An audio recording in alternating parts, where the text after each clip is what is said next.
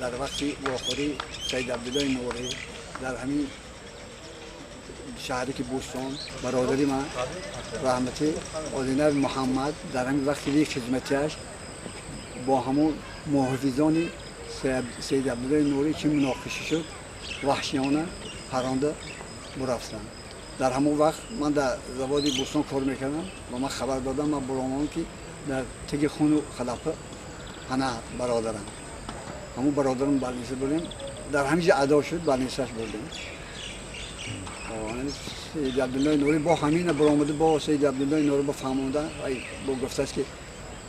مردیت دو کس گفته است با برادرش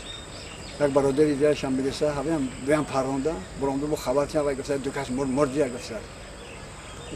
وحشی بعد از این برادرم کشتم من خودم بعد یک هفتهش دوشنبه رفتم با خانه همین سید عبدالله نوری. من خواستم در آمده بابا یک بار مصلحت کنم بگویم که تو خیلی مسلمانی که دو عائله را بی فرزند کردی بی سر و بی وای کردی گفته بینم محافظانش اجازه ندادن در آمدن ممکن نیست و پیش خونشان مسجد راست کردگی اما خستی همین داشتم رفتم نماندم محافظانش ممکن نیست در آمدن گفته اگه خودش رئیس نهضت اسلام همه خیلی آدم ها رو میکشید و با خیلی رای دارد که در همون مسجد که پیش خونش نماز میخوند و نماز هم نمیخوند هم تو میدان تیل خوش خطی هم تو راستا های صدقی نماشه و نماز هم نمیخوند.